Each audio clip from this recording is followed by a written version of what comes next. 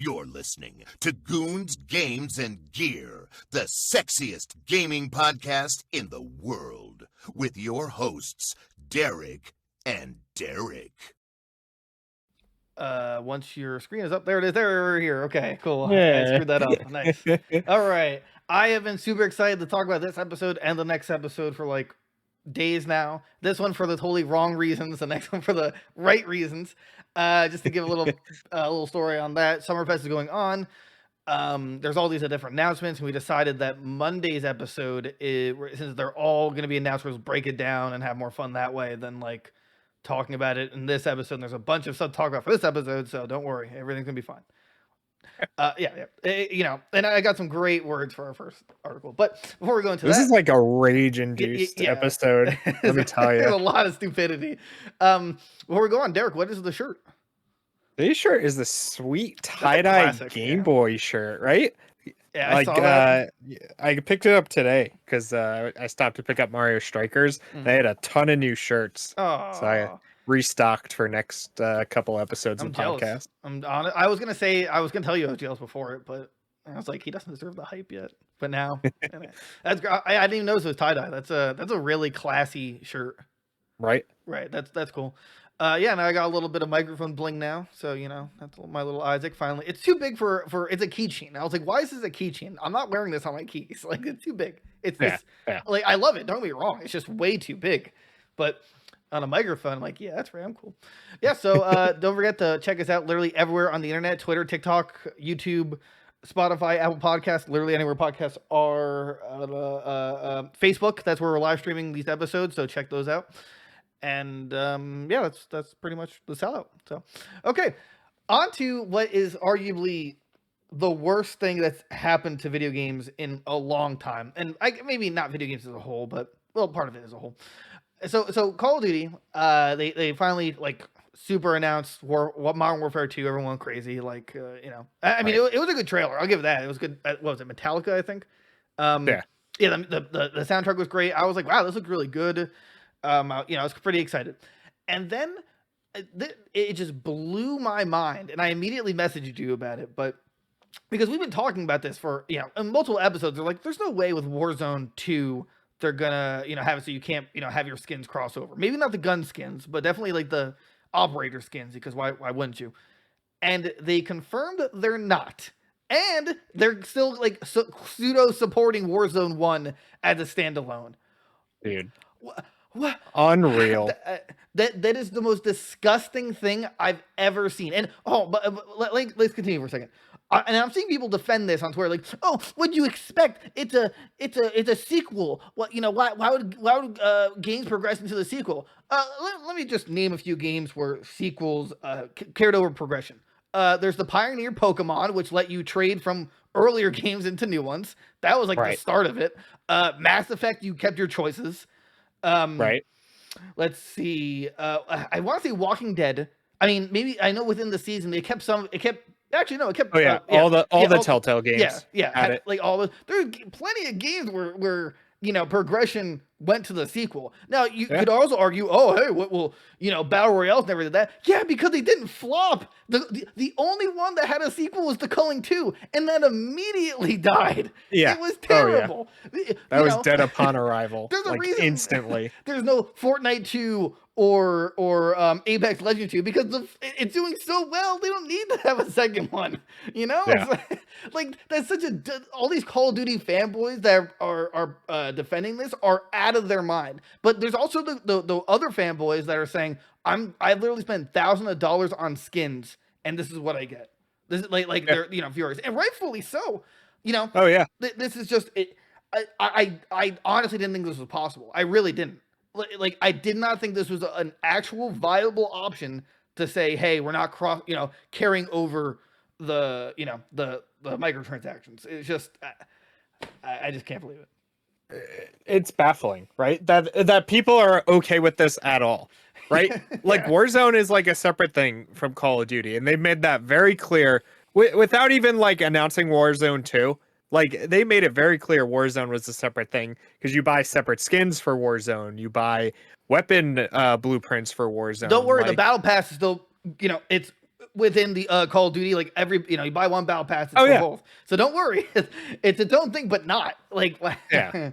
ugh. I don't get it. I don't get how anybody thinks this is okay. I feel like too, I have not seen this anywhere. Like no rage articles about this Right. from like Polygon or IGN or anybody. Nobody is blowing up about this. And they Why should why be, is yeah. nobody upset about this? I like you don't have to go with me on this one, but I actually won't support Call of Duty anymore. There's never been a time in my No. life where I'm like I'm not going to support like a video game company like because even with the most terrible things Activision Blizzard has done, I still like some of their games, and Yeah. but in terms of business decisions, this is unrealistically disgusting.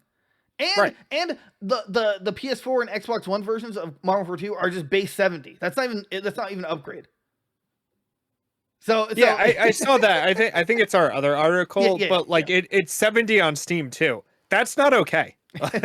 That's not okay at all, right? Like this like $70 price tag, I understand for like the PS5 and the Series X for, whatever reason, right? We accept it. But like everything else, no.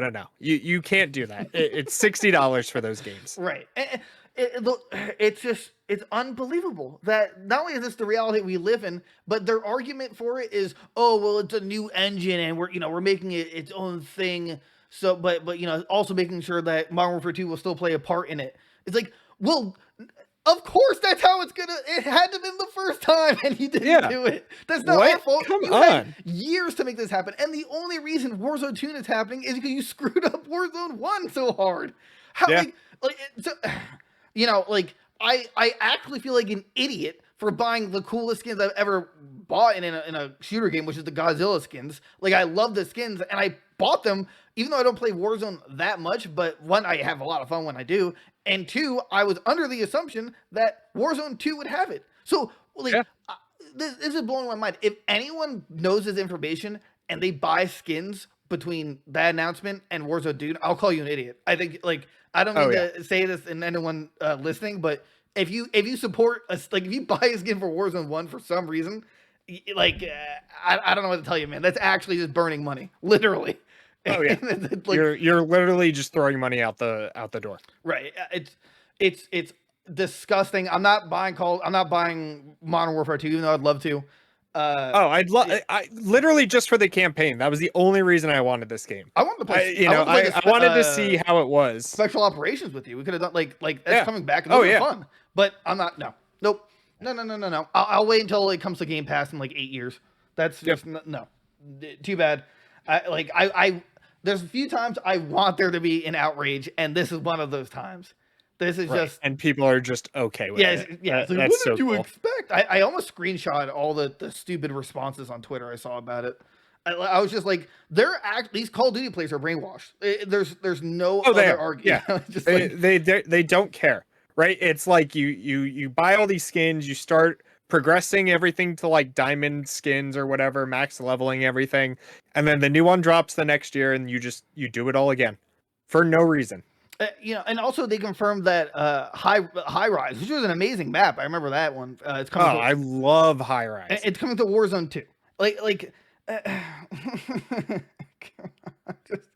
This is just so disgusting. This is just terrible. This is a nightmare situation. Activision Blizzard should be ashamed of themselves. I wish Xbox played more of a part. I also realized that Sony has marketing rights for like the next 2 years, so it's not coming to Game Pass for Call. It's just not. For theirs, yeah. Well, the deal doesn't go through till next year anyway.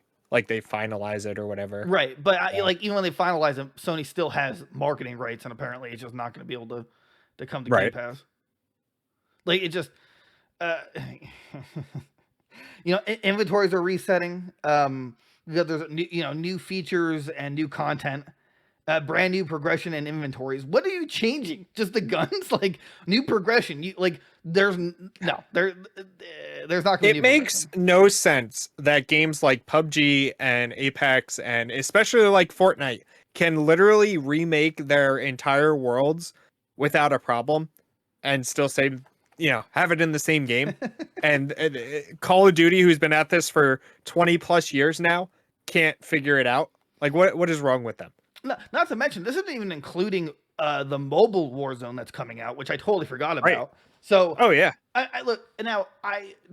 While I disagree that like Apex Legends should have or even like or Pokemon not even Pokemon Unite. There's another not open world battle royale game where like it's technically different because on the mobile version. Well, I believe they easily could have had it to like skins crossover. I can understand why it's not because it is a different game technically speaking in terms of like from mobile to from console to mobile.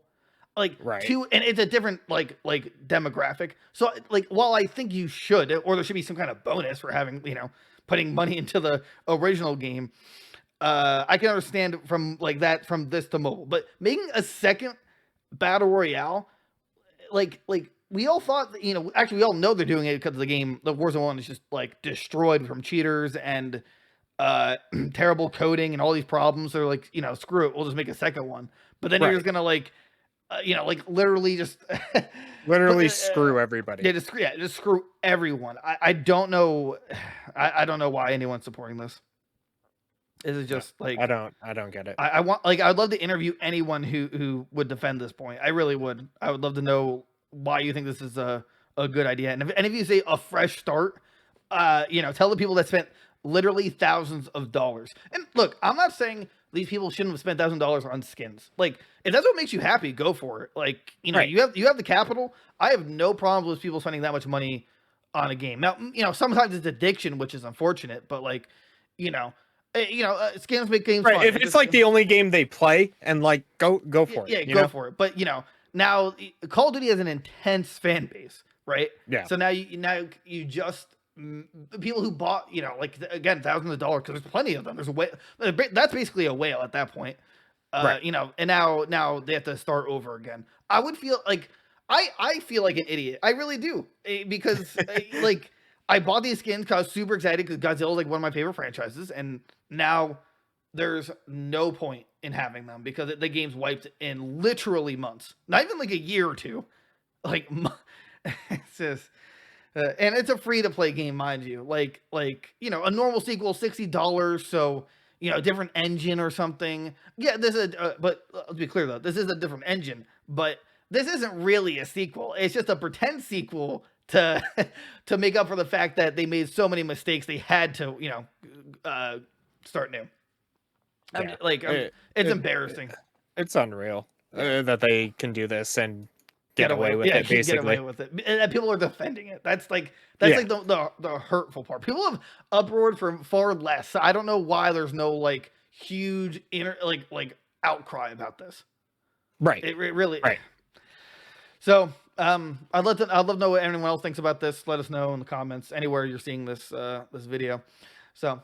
Do you have anything else to say about it? Because honestly, I could probably go on about how pissed off I am. I'm going to save my fury for some other stuff we have to talk about. The good news, though, is that because there's so many good games coming out literally between now and probably the next year or two, I'll have plenty to play. It's like Call of Duty, Call of Duty used to be that game I'd buy every year. And like, I'd play that until the next year, basically. But now, like, I don't know, Call of Duty just has no place anymore. For me, at least. Yeah. Really sad. Okay, this is kind of dark or news I wasn't expecting. Fallout 76 developers were incredibly crunched under ZeniMax mismanagement. If you like read this article, it's like it was like a terrible time. Yeah. I feel bad for these people, man. I mean, I know like game companies have crunch, right? And I get that, but apparently most of them had to work 6 10-hour days in a row. Some apparently, what was it? The creative director? No, I'm sorry, a different article. I'm confusing with the GameStop one. Excuse me.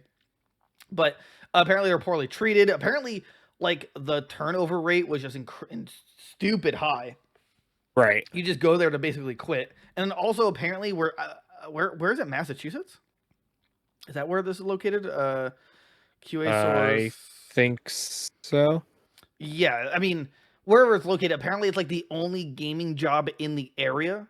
So like people would move out there and like work on this and then realize it's basically a death trap. Which I feel bad for these people. Yeah. Yeah. The quote here is the amount of people who would go to that project and then they would quit Bethesda was quite high.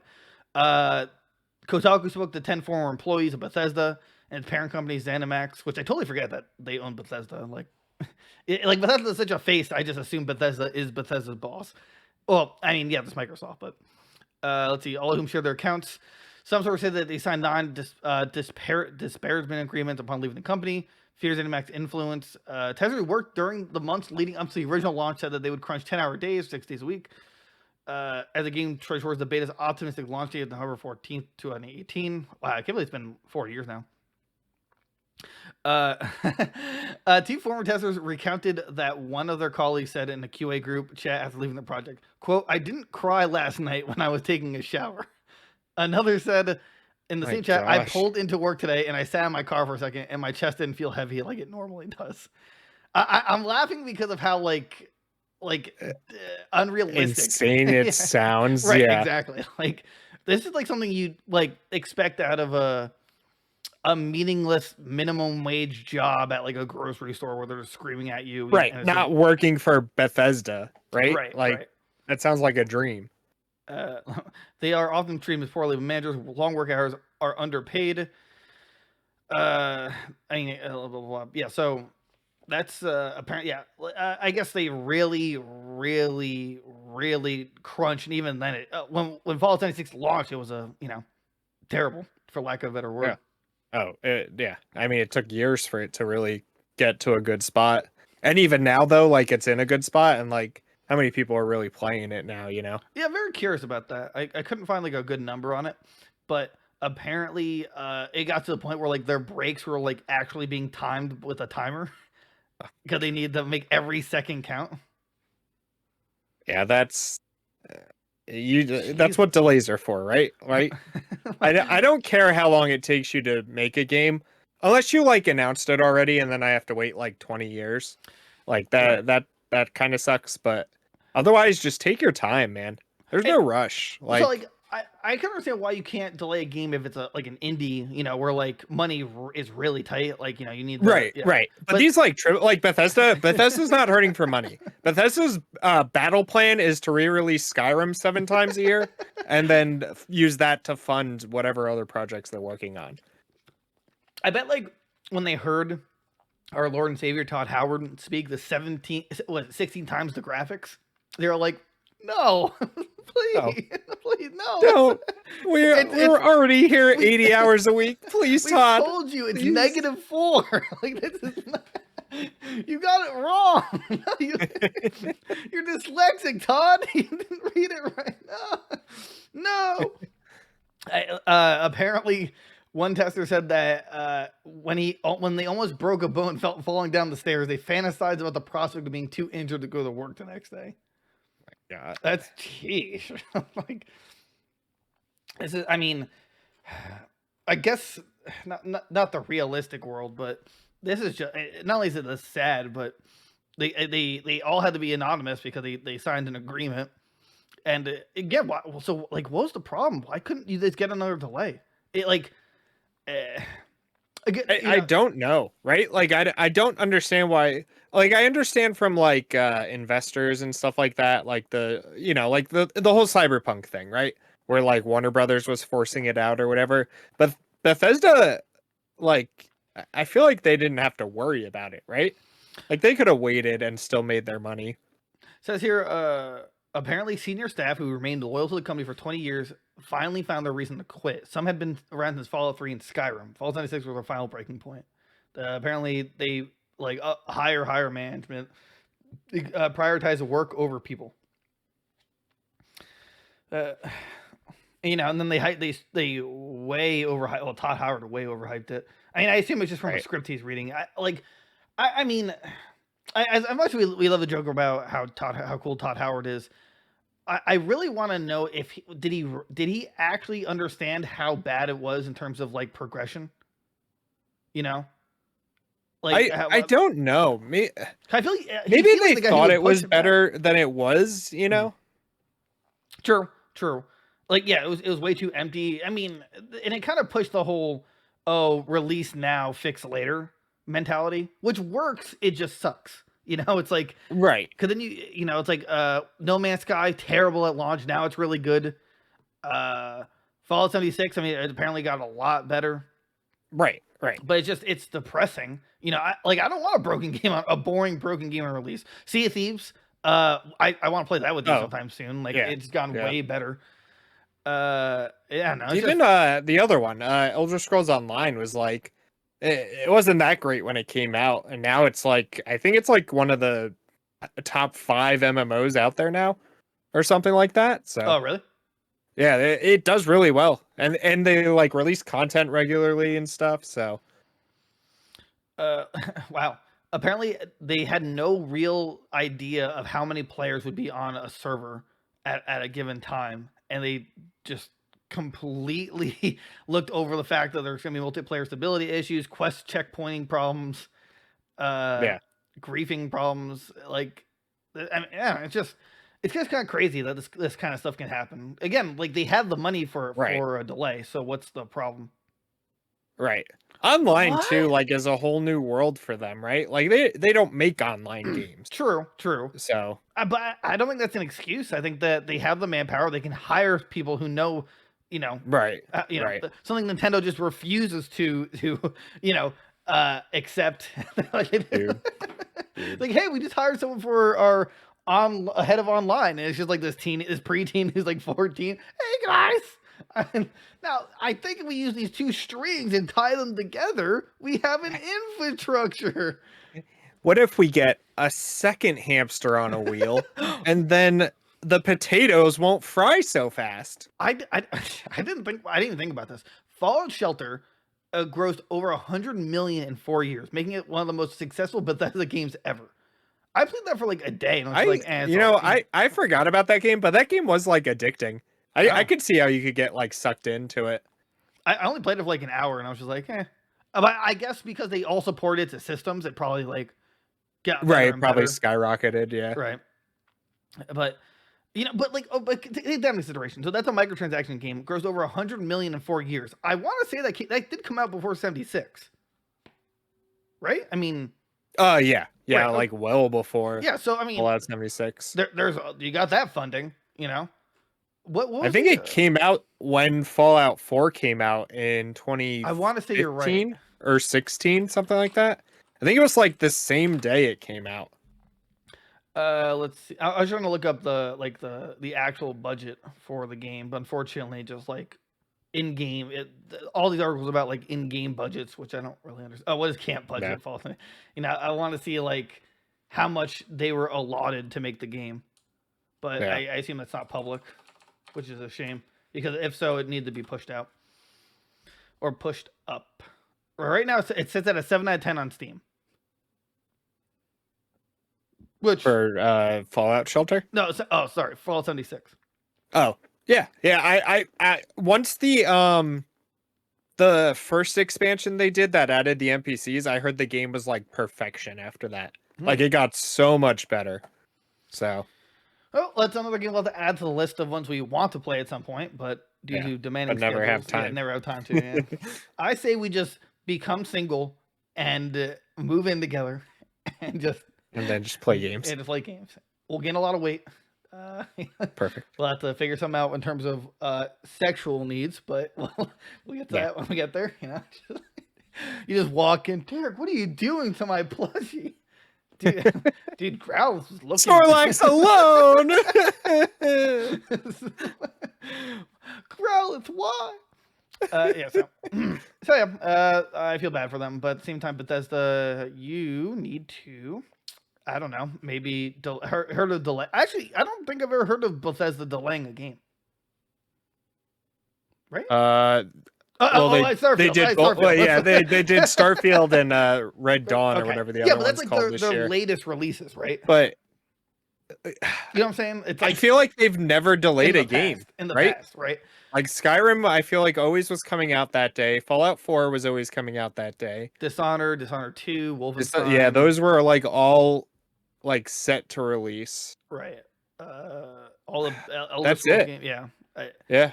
I feel like Fallout Bethesda really never has delays too bad, so they're usually like on top of it. But so maybe this is a lesson for them. Like, it's okay to delay a game. It's fine. Right. You'll survive. Now that you have your Xbox hat on, you'll survive. They believe maybe in delays. Phil can go beat them into submission or whatever. Like, guys, Bethesda, stop making your offices slave labor, and let's listen. You guys are great. Just slow it down. Just slow it. I'm gonna give you one word of advice: delay. And they're just like, what? What's a is that like a sandwich? What delay? Maybe that's the problem too, right? Is that like Bethesda like makes like great games, right? But it takes them forever to make games, right? Mm-hmm. Like look at it. Skyrim came out in 2011, right? Excluding all the ports and whatever. We're not getting the next Elder Scrolls game until 2025. So that's a 14-year gap between Elder Scrolls games? Right. But Fallout 4 was after Skyrim. Fallout 4 was after Skyrim, but even that was in 2016, I think. So that was like 5 years later. And they do like Evil Within, they do Wolfenstein, Doom, Dishonored. They have all these smaller titles, Prey. But they're not like raking in the big money like Fallout and Elder Scrolls, and I assume what Starfield will bring in. Right. So maybe that is the problem. Maybe it is like a money problem.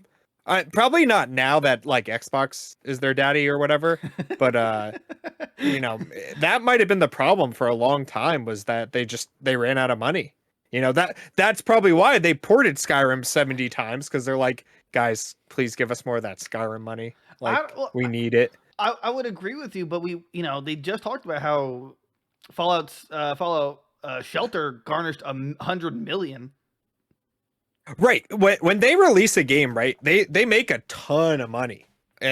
So I think the problem, but even like Fallout Shelter, right? Like, if that was the same year as Fallout 4, that was at this point almost 9 years ago, 8 years ago. The worst Fallout, unfortunately. So like all that money, you're paying your guys. I assume Bethesda has a ton of guys, Right. You're paying for whatever else goes into a business, So the free pizzas, the office pizzas, Right. The extra $200 to work on a sixth day of the week for totaling 96 hours of the week. $10 million budget for pizza parties.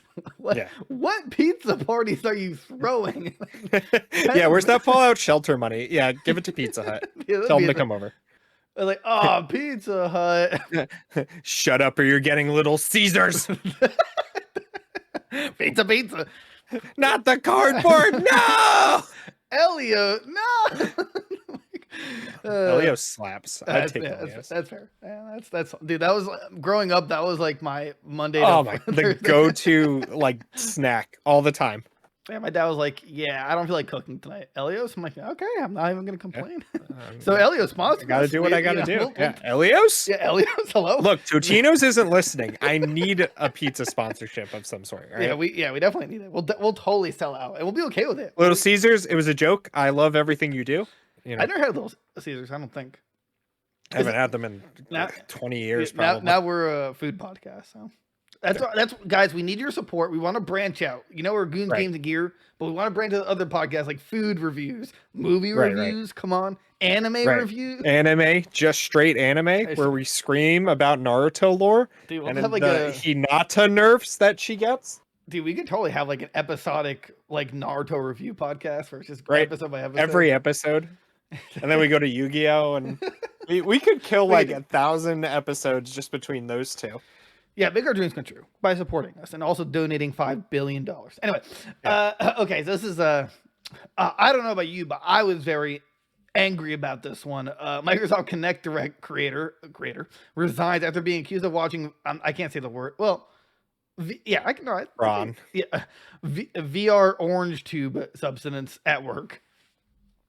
Apparently, he was in he was one of the Microsoft quote golden boys. That's kind of a weird term. Executives who've been untouchable for years. So apparently he was reported on because he was caught a couple times watching certain kind of VR videos you shouldn't really watch at work. You should really watch it in the comfort of your home. Can you imagine that you're just like hey, can we talk for a second? He's just like, yeah, we can talk for a second. All right. What's going on? Just like, He's like still immersed. yeah. Oh yeah. Talk to me. Yeah, well, I'm having a problem with Kevin. Yeah, Kevin. Yeah, he's in the shot. Well, yeah, like nah. Yeah, apparently made people incredibly uncomfortable. Like as company's mixed reality experiment with the prototype being involved in 2015. Upon a VR headset says out the video he chose was an overtly sexualized pillow fight. All right, guys, that's our product. He's got some taste. Let me tell you. You know what? You sold me. I'm going to buy a Kinect. This guy, he should be the marketing face for Microsoft. Apparently, he had like a problem with touching rubbing women's shoulders. When a female tried to stop him, he continued anyway, despite her looking, as an executive put it, deeply uncomfortable. He never knew when he was out of the Matrix.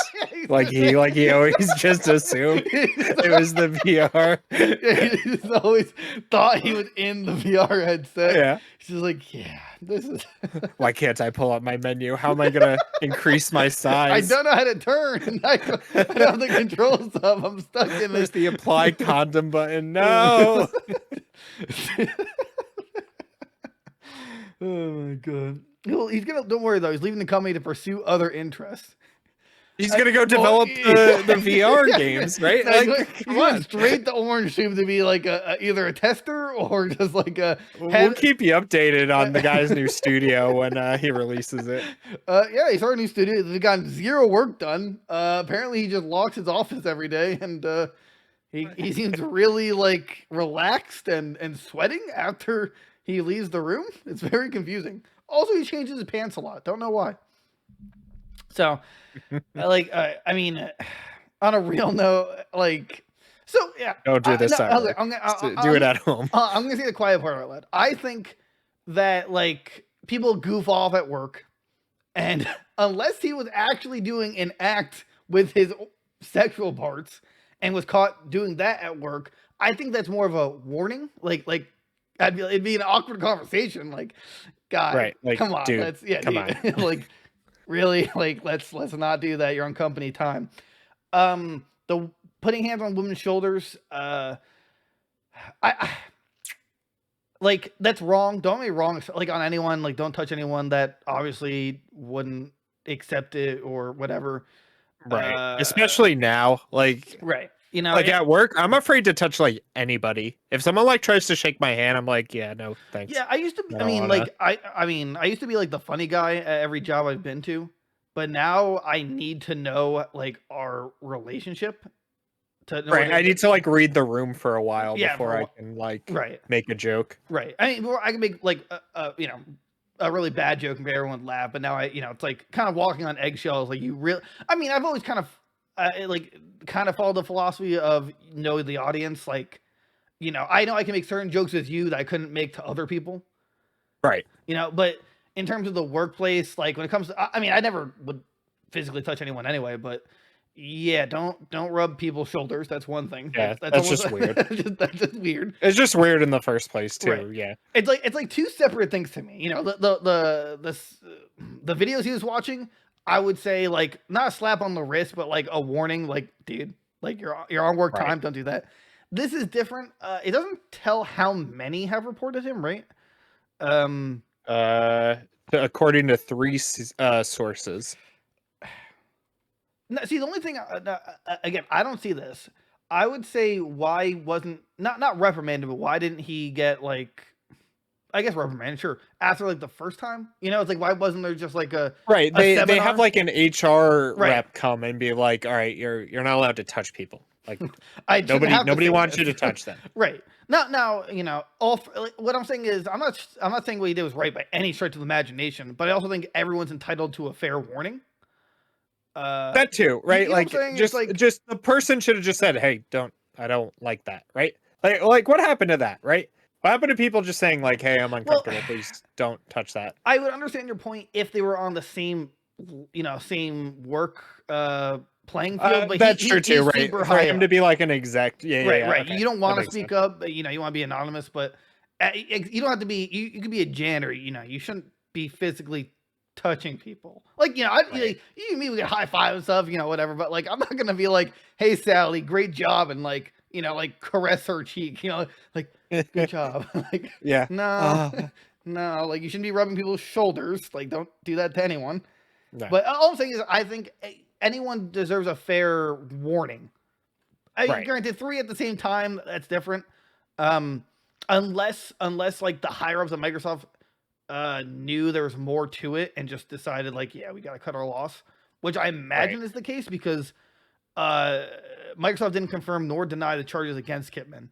So I assume it was more like a, hey, can you leave? And you know, like a conversation of like, we're not firing you, but we're asking you to leave. Right. You know, we want it to be like on good terms still, I guess. But yeah, I would love to know more. Let's see here. Oh, okay. Well, actually, it says here, Microsoft would only say that organizational changes have been made to its mixed reality team, and that Kipman will leave the company to quote pursue other interests after assisting with a 2-month transitional period. So I guess, they ended on good terms. It sounds like. I guess, but I don't know. I'm just saying he's not right at all for touching people. I think Microsoft should have gave a better like warning, or I mean, I think they should have just also, or I imagine they have to have it, some kind of policy like don't touch each other, you know? Right. Especially like today's age. Like, like that's. I mean, no touching allowed. Like just keep your hands to yourself, people. Come on. Right. It's not that hard for you. I'm forgetting. Oh wait, hold on. Wait, someone commented. He fixed the title. It says apparently after being accused of watching VR, videos at work and broadcasting it on a screen during a meeting, and also inappropriate touch female coworkers. There, fixed the title for you just based on the original title. It seemed a little funny, like he was watching in his office and got caught. Oh, so I mean, I can't confirm it, but based on what the comment section is saying, apparently, I don't know why it's not mentioned in here. He accidentally broadcast it to a big screen. Is that? Yeah, if that's, I don't see that anywhere in this article, but if that's true, then yeah, he probably should have got fired or something. There's someone else in the comments though also made like a good point too. Like they quoted like the video he chose was of an overly sexualized pillow fight, and they're like, is that really like porn? Like, or was it like an American Pie clip or all this way to avoid clip? that word? And right. He just threw it out the window. Oh, sorry. I think the bad word. I think to say it. But like that's true too. Like, was it just? I don't know. I don't know what the context is. Right? Was he alone in a room and someone just walked by and he was like watching a funny clip of something, you know? Or if he was in VR, then who cares, right? Like if he was watching it himself. Well, again, like apparently it was accidentally broadcasted to people. But I mean, to your point though, I think it's still a problem because even if he's watching it to himself, it's on work time. Oh yeah, I mean that's true too. But like, imagine he's just like, hey, Phil Spencer, can you check out this video? Test out our new VR reality element. Oh sure. Does it, guy, what am I looking at? Well, I'm appealing the weebs, you know. I know what they want. I'll say it says working with Kipman reportedly got so bad that over 25 employees contributed to a document compiling similarly negative interactions with the intention of sending it to the Microsoft CEO. According to the 3 source managers, even warned others not to leave women alone with him. Okay, so with that paragraph in mind, then yes, he should have just been terminated. No, like with that many people contributing to a document about bad interactions and stuff, it's like when I was talking about like warnings and stuff, if it was a one, like I guess 2 or less, like warnings at a or incidents at a time, the first time you should have got like a proper warning, not just let go. But if there's a document with literally, I would say anything more than I guess even 4 or even 5, where like people are saying like this guy's got like there's a big problem here with this guy, right? Then yeah, he needs to just be let go. Let's see, a group of core leaders who have contributed to the toxic. Yeah, I mean, they don't really go on to more about why it's a toxic environment other than him like inappropriately touching people. But I still want to know if that's true about Right. the screen part. That kind of changes everything from this changes everything. Oh I my said we gosh. should have a reactionary button like whenever we say it, like, oh, you gotta take a shot, or like, like, you said Make it. the thumbnail like me with VR goggles on, going like, and then you're like looking at a TV with like a sensor on it. Yeah, we'll have to figure something out once we actually get a budget. Yeah, I mean, I found a Yahoo article. Yeah, I'm not seeing anywhere else that's true. Yeah, I don't know. Maybe they'll talk. I don't know. I feel like it. Actually, no, wait, I found it. At the very end of this Yahoo article, the video Insider reported that as a company mixed reality team experimented with a prototype one, that's weird, evening in 2015, Kidman put on a VR headset to test it out. The video he chose was of an, quote, overtly sexualized pillow fight that could be seen by everyone in the room through a monitor that mirrored the peripherals display. So that, I mean, like, So overtly sexualized doesn't mean pornography, right, How, right.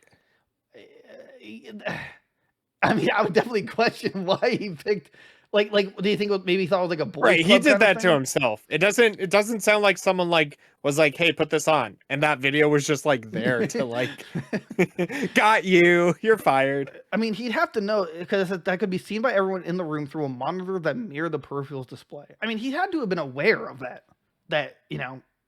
Right, everybody was seeing what he was seeing, right? I'm gonna imagine the situation was like a boys club kind of thing, where like he just thought it'd be maybe funny to like pick this, Right. which it's still uncomfortable. Like if you're in a corporate setting and some dude's like, "Hey, check out check out our logo on any video," and like they put a logo up, but it's just like two women going at it, and be like, "Well, I'm glad our logo's working, but why? Right. Why did you pick this? What?" So again, two separate issues. If it's really overtly sexualized pillow fight that everyone happened to see acted, or like whether on purpose or not, like that. I mean, I guess I'm not even sure it's a warning. Just be like, dude, just pick different videos more appropriate. Right.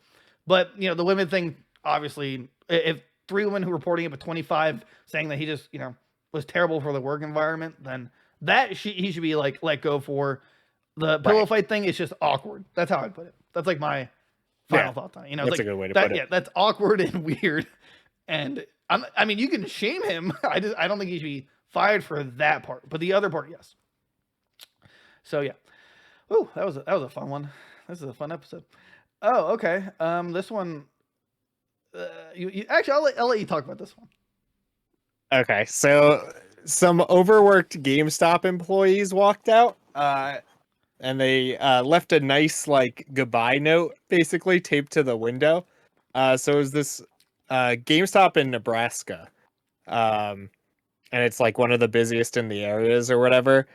So they left a note, and the note says like, "Oh, we regret to inform you, we all quit. Our district manager has no respect for us has no respect for us as employees or as human beings. We're being told by our district manager that we were supposed to have this store."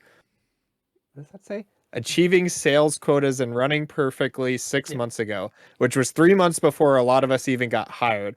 Unfortunately, despite the staff's best efforts, we are not God. For all your gaming needs, please visit. And then they list like a bunch of like mom and pop shops around. And at the bottom, it just says, "Spend your money at an establishment that respects its employees. Sincerely, former GameStop team." I love this. I love this whole revolt that's like kind of starting against GameStop. I absolutely respect these people. This is like 100%. And honestly, I wish more people would do this, because the company is awful. It's an awful place to work.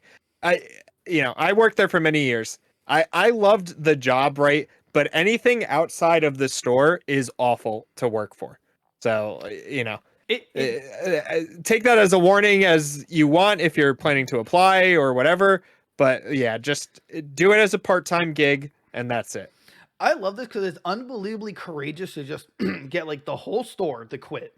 I mean, because you lose your income. That's just the first part. Second, right. you put a note like literally explaining the situation, and like you can think of it as like, oh well, you work in retail, it's gonna be harsh, right? But you're also human, and at some point, uh, you gotta do what you gotta do, and this is like, I've never heard of like a whole store just quitting, simultaneously, because I'd be afraid to. I'd be like, well, I need money, so maybe I'll like, I'd be like, logically be like, let me look for another job as like my priority, but kind of deal with this until that happens. But so good for them. Like, bravo. Yeah. You did 100%. Right. I want to see more people start doing this. Like, there was that guy we talked about a few weeks ago that's suing them for like the labor law in New York City. And I was like, yeah, I mean, you could be fighting them for way worse reasons, but you take your victories where you can, I guess. So right, like this is one of them. This is like, oh, this is huge, and I love that like it happened, and it's actually getting like publicity, because this could have just happened and like nobody would have ever seen it or talked about it or whatever. Right. So, and it was also pretty cool that they linked. I mean, I assume they're mom pop shops. I can't really confirm it. Entertain Mart, Gamers, and Game Room. They don't sound. I mean, I've never heard of them, so I imagine they're not like right, like they're not a GameStop. Right, basically. right. Yeah, they're not as big as GameStop. So kudos to them for like supporting the small people. But yeah, this is really cool. This is like just I mean, it's a bad story in the sense of the people had to quit. That's how harsh it was to work here. But yeah. Like if I saw this as an employer, I would want these people on my team, assuming that I treated them well, because obviously I'd imagine they're at least good. They have to be good workers if like they're pushed to the brink of having to leave.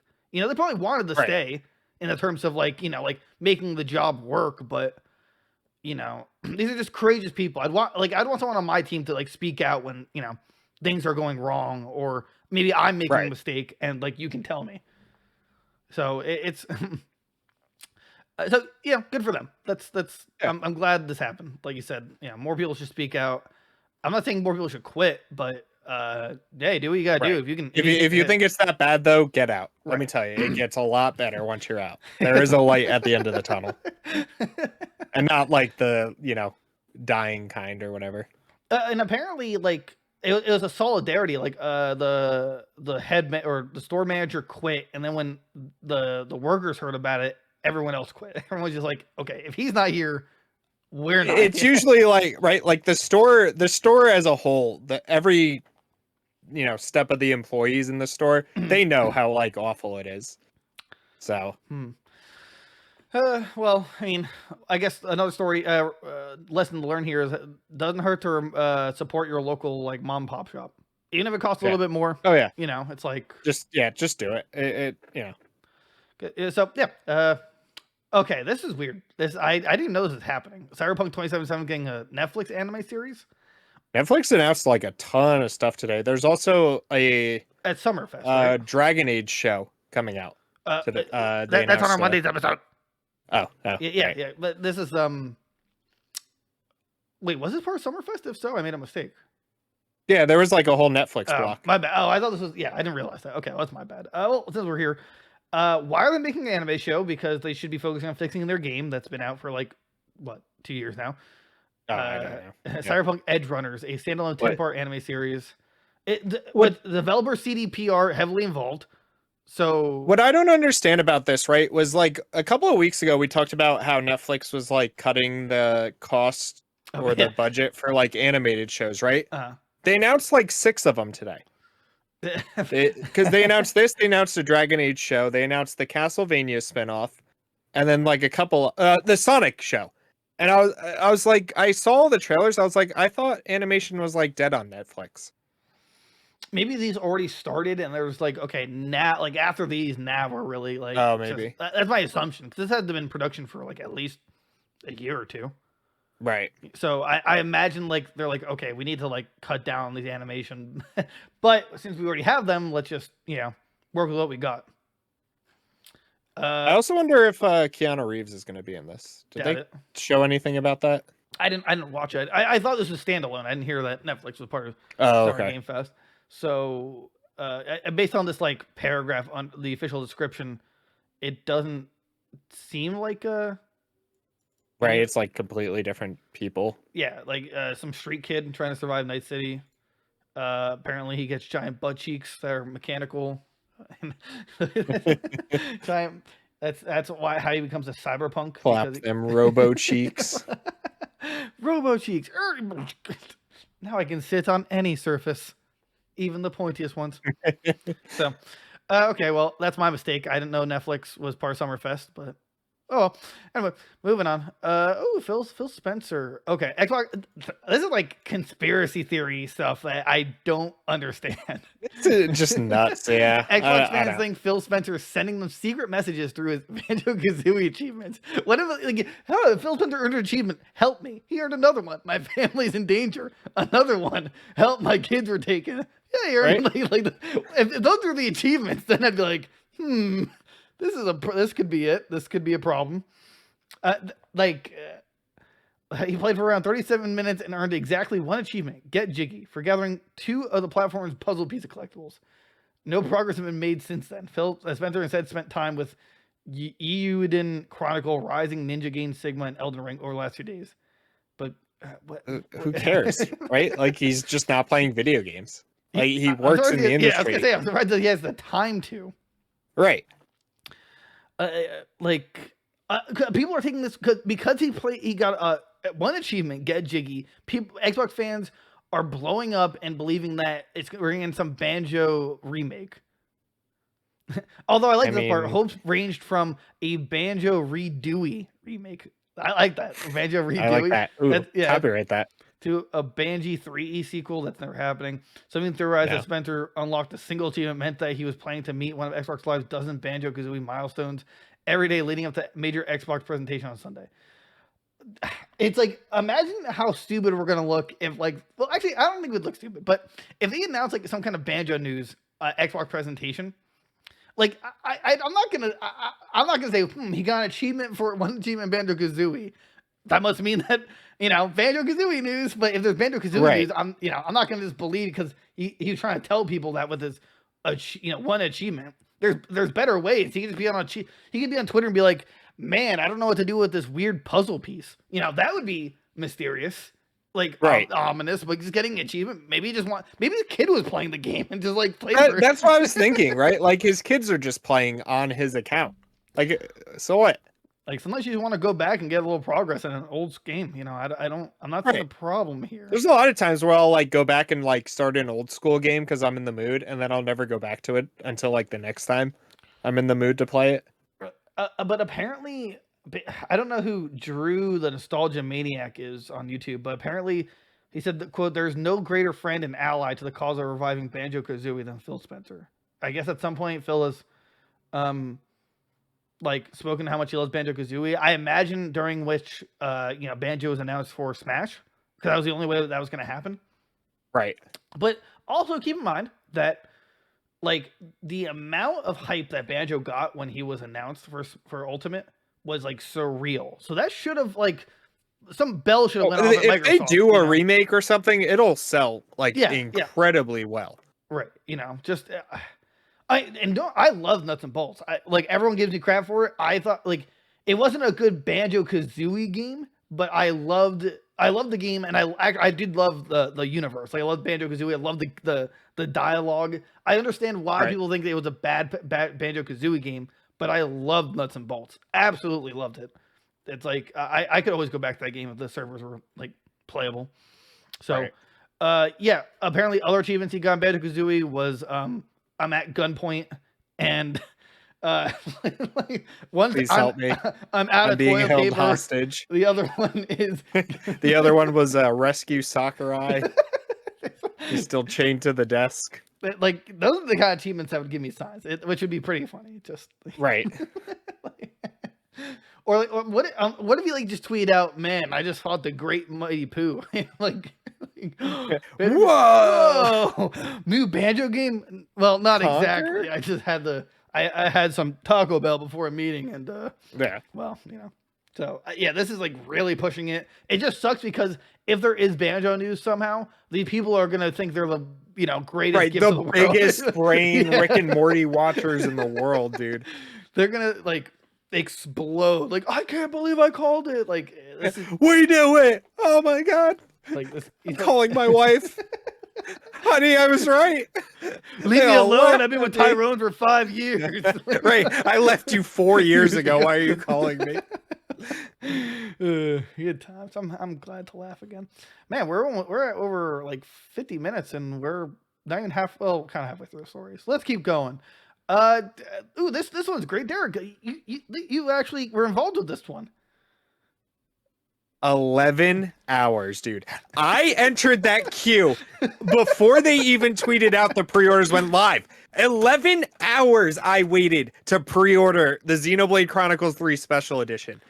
And they decide, right? Okay, so if, for anybody who doesn't know, there's a Xenoblade 3 Collector's Edition, Special Edition, whatever. That is a Nintendo Online Store exclusive, right? So you can only buy it through the Nintendo Online Store. Well, Nintendo's all great with online, so I'm confused. Right. That's clue number one. Yeah. So they opened pre-orders at like 11:30. It was like 11:30 a.m. yesterday.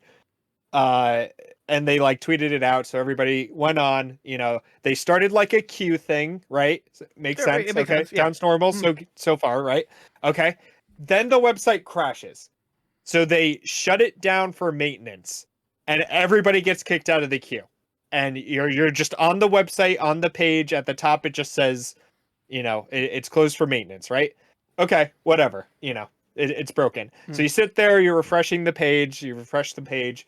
It's like 20 minutes go by. I stop refreshing the page, right? I do it again. I'm back in the queue. and this continues all day.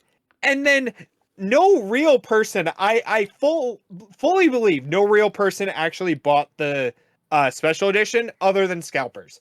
Because there's like 6 listings on eBay for like $350, $400 for this thing. And it's $90 retail. So then, you know, worst come, whatever. The day goes on. It's like 10:30 at night. They tweet out finally, oh, we made a mistake. We're going to try this again another day. Okay. Thanks. You know, the best part about this is people saying how like, oh, you know, it's understandable because everyone's just going to the site at once and trying to buy this product. No. What you don't understand here is they have all the power to make it work. Like they should have known that this was going to happen. This happens all the time. Like, what do you mean everyone's going to flood our website when we announce this highly desired special edition? See, I don't get it. They know Xenoblade is huge. Not like, you know, in North America, it's like, it's gotten bigger. Right. Like, It's people all right. definitely play it a lot more here. But in Japan alone, dude, there's probably tens, if not hundreds of thousands of people trying to get on to buy that thing. Right. And they baffled it. They screwed it up. And now scalpers get the best of it. Right. because- Scalpers get the rewards. That's great, you know. So, I mean, did they announce when the next like No. drop is gonna? Okay, No. it's just gonna be a It's surprise. They're gonna tweet at 9:59 one day. At 10 o'clock, it's gonna go live, Nintendo and I'm Direct gonna be us. like in a daze or something and forget about it. I'll be like, oh well, I guess I'm buying a PS5 worth of one game right here. Like, yeah, I guess the only bundle available is the $1,000 one. Well, I guess. Yeah. Like, come on. Like, yeah, I you know, in their defense though, I guess they're not used to the My Nintendo store being such a high volume. Because Right, that's the problem, right? Is that the normal traffic is like half a person a day, so it's like, you know, when there's more than 10 people on the website, it crashes. yeah, well, so like that's going back to what I said. Like, but they know that it's gonna do that. Like, it's gonna be huge. They you have to be ignorant to you know, ignore that. You know, it's just They play the fool, but they should know better. At this point, whatever Nintendo, whatever number comes to your head when you're setting up an online server, double that. Triple it. I don't care what you do. Times it by something other than 1 because you're a moron. Sir, there's our hamsters are being overworked on the wheel. There's more than 3 people in the queue. Add in more hamsters. Go and to the wheels. pet store, buy as many mice and hamsters as you can fit in your pockets, and get a bunch of wheels, and just hope it works. Like, yeah, they're so far behind. They're so far behind. You don't really hear about this with like individual video games too. Like, and this happened all the time with PS5s and Series X's. like to a degree, I can understand it, even though it's like Walmart, like, you know, the biggest retail chain in the world that easily could have, you know, known this was going to happen over and over and over and over. But, Right. like, but they, this is literally like not their game, but their people. So they should know Xenoblade Chronicles 3 Special Edition Right. is It gonna, makes no you know, sense. it's gonna be, you know. I don't get it. Like I look, I understand like the online shopping's the future or whatever, you know, Amazon taking over the world and whatever. Mm. But like, don't do this. Don't stop doing online exclusives. Unless you're going to do it through a retailer that is prepared for it, like Walmart or Amazon or something. Because like, heck, even Sony had a special edition. I was telling you before the stream, Sony had a special edition Last of Us Part 1 remake like go live last night. And I can tell you right now, that website didn't crash. I could get to that thing and get it in my cart and then sit there and stare at it and then not buy it and now regret it because it's reselling for $600.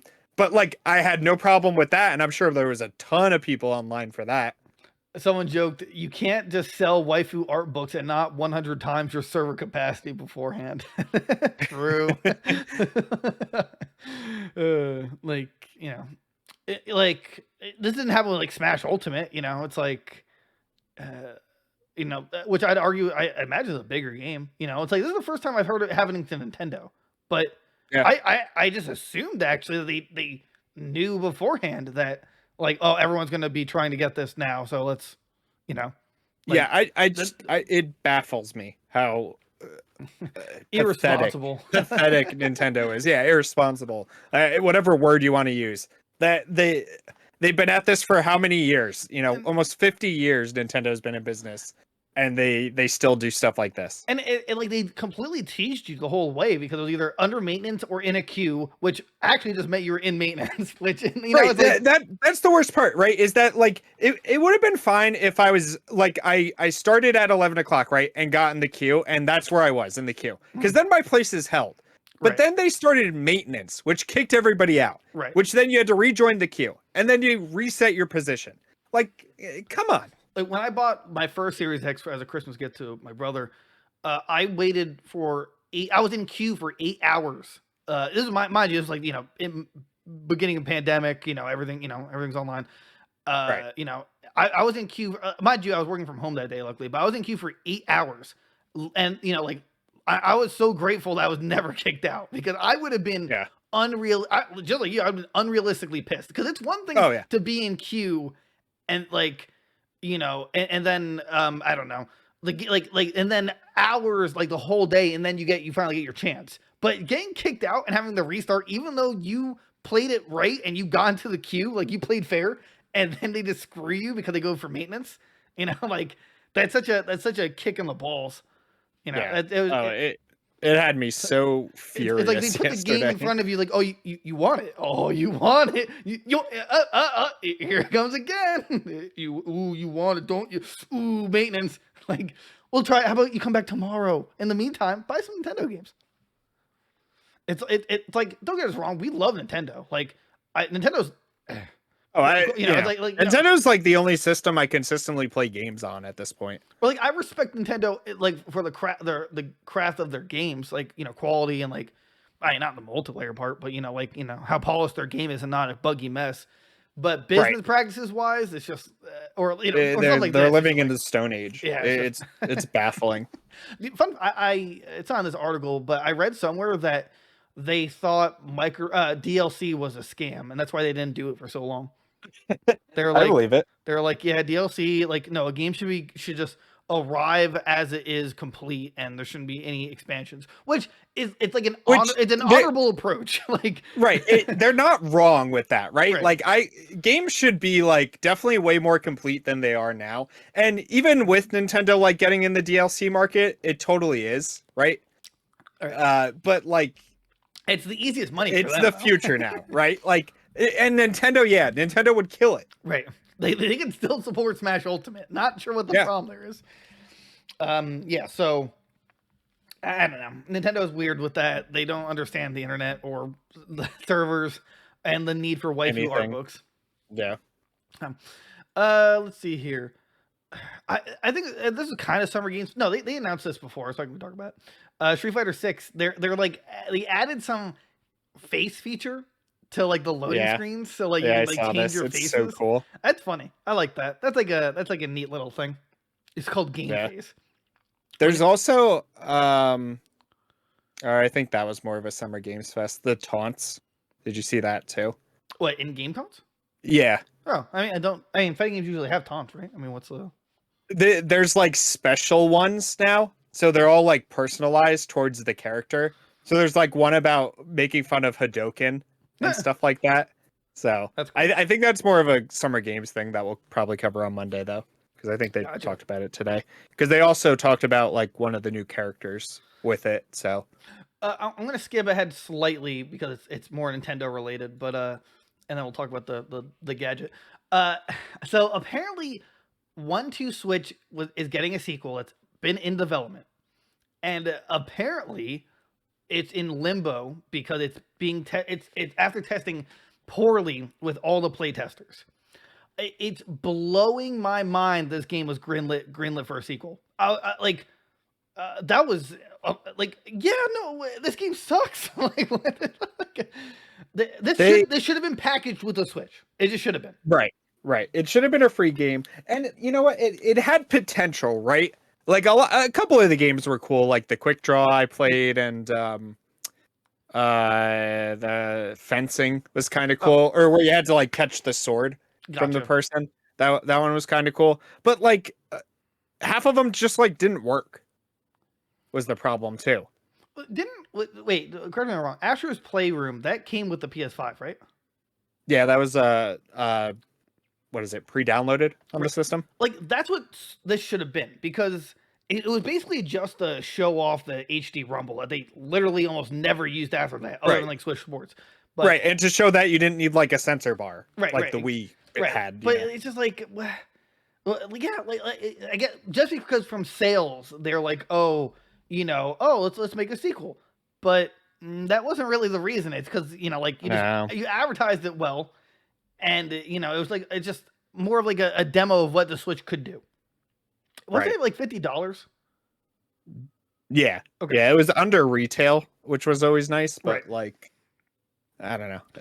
You know what they need to do, right? Is just like remake all the Wii games that they had. Their Wii Sports, Wii Play, Wii Music, Wii Party. Like those were all great like party games like this. Right. That all use the motion controls and stuff.